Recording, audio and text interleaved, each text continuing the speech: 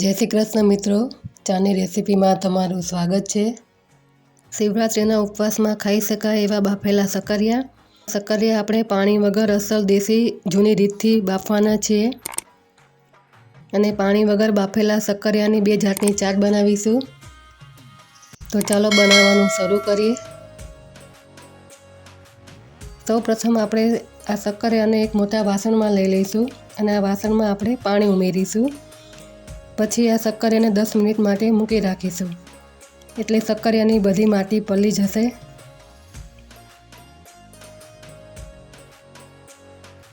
દસ મિનિટ બાદ સક્કરિયાને આ રીતે હાથેથી ઘસીને સાફ કરી લઈશું, જેથી સક્કરિયા એકદમ ચોખ્ખા થઈ જાય।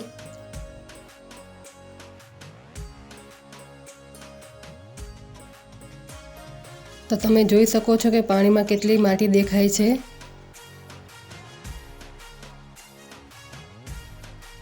હવે આપણે આ સક્કરિયાને બીજું ચોખ્ખું પાણી ઉમેરીને સારી રીતે સાફ કરી લઈશું।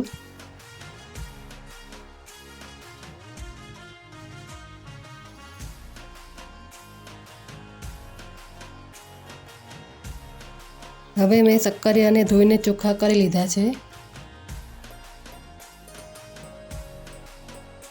એના માટે આપણે એક માટીની તાવડી લઈશું।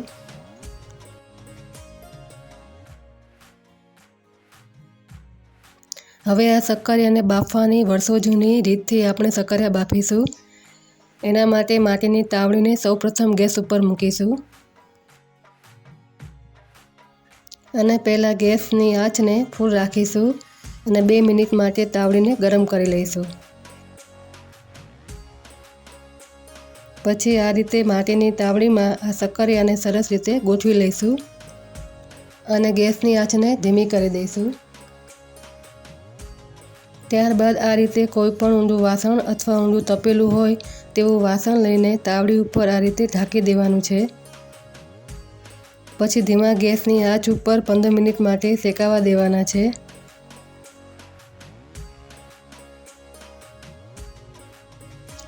પંદર મિનિટ પછી આપણે એક વખત ચેક કરીશું તો નીચેની સાઈડ થોડા શેકાઈ ગયા છે, તો એક વખત આ સક્કરિયાને આવી રીતે ફેરવી લઈશું।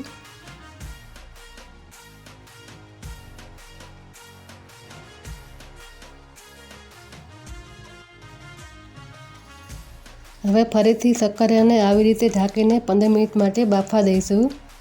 સક્કરિયા જેમ ધીમા ગેસે શેકાશે તેમ સક્કરિયા એકદમ અંદરથી સરસ રીતે શેકાય છે અને તેની મીઠાશ પણ જળવાઈ રહે છે। 15 મિનિટ બાદ આપણે સક્કરિયાને ફરીથી ચેક કરીશું। ફરીથી આપણે સક્કરિયાને ફેરવી લઈશું। આ સક્કરિયા ખાવામાં ખૂબ જ મીઠા લાગે છે।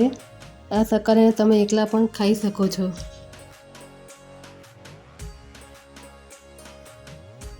ફરીથી આપણે સક્કરિયાને ઢાંકીને 10 મિનિટ માટે બફાવા દઈશું। આ રીતે સક્કરિયા તમે ખાશો તો વરાળના બાફેલા સક્કરિયા પણ ખાવાનું ભૂલી જશો, એટલા આ સક્કરિયા ખાવામાં ટેસ્ટી બને છે અને એનો સ્વાદ પણ એવો ને એવો જ રહે છે। હવે આપણે સક્કરિયાને ચેક કરીશું તો આપણા સક્કરિયા એકદમ સરસ રીતે બફાઈ ગયા છે।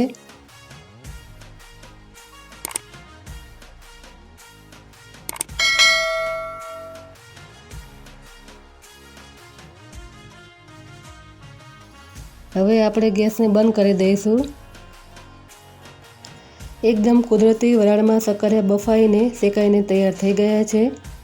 આપણે સક્કરિયાને કટ કરીને જોઈએ તો એકદમ સરસ રીતે કટ થઈ જાય છે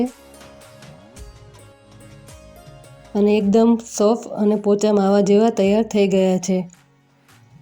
આવી રીતે માટીની તાવડીમાં શેકવાથી સક્કરિયાની મીઠાશ જળવાઈ રહે છે અને અસલ દેશી સ્વાદ આવે છે અને કુદરતી મીઠાશવાળા પણ આ સક્કરિયા લાગે છે। હવે આપણે આ સક્કરિયાને એક પ્લેટમાં લઈ લઈશું અને એકદમ ઠંડા થવા દઈશું।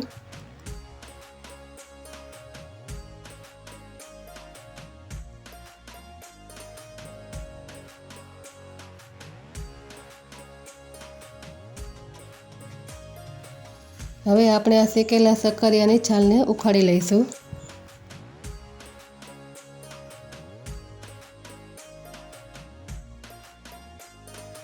હવે આપણે આ શેકેલા શક્કરિયાની 2 જાતની ચાટ બનાવીશું.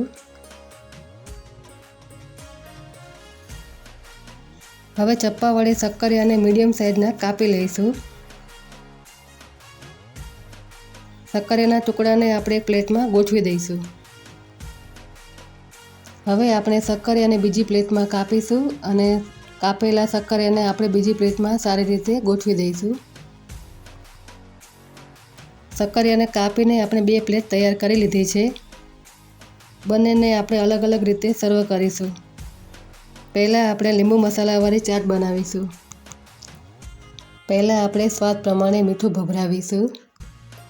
ત્યારબાદ ચાટ મસાલો ભભરાવીશું. જો તમને તીખાશ પસંદ હોય તો તમે લાલ મરચું પાવડર પણ ભભરાવી શકો છો. ત્યારબાદ અડધા લીંબુના રસને ઉમેરી દઈશું. ત્યારબાદ મરી પાવડર ભભરાવીશું. ત્યારબાદ છેલ્લે આપણે કોથમીર ભભરાવી દઈશું. આ રીતના મસાલાવાળા અને લીંબુવાળા શક્કરિયા બહુ જ મીઠા લાગે છે. તો તૈયાર છે લીંબુ મસાલાવાળી શક્કરિયાની ચાટ. હવે આપણી બીજી ચાટ બનાવીશું. સૌપ્રથમ આપણે સ્વાદ પ્રમાણે મીઠું ઉમેરીશું. ચાટ મસાલો ઉમેરીશું. મરી પાવડર ઉમેરીશું. ત્યારબાદ ફરાળી તીખી ચટણી ઉમેરીશું.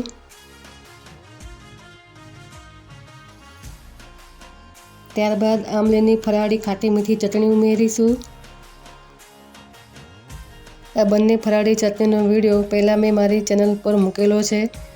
તેને જોવા ઉપર આપેલી લિંક ઉપર ક્લિક કરો. થોડુંક લાલ મરચું પાવડર ભભરાવીશું જેથી થોડો તીખો ટેસ્ટ આવે. ઉપર થોડી કોથમીર ભભરાવી દઈશું. તો તૈયાર છે આપણી બંને ચાટ. તમે આ બંને ચાટને ઉપવાસમાં ખાઈ શકો છો. તો આ રીતથી શક્કરિયાની ચાટ ખૂબ જ ખાટી મીઠી અને ટેસ્ટી ખાવામાં બને છે. તો તમે પણ આ રેસીપી જરૂરથી એકવાર બનાવજો.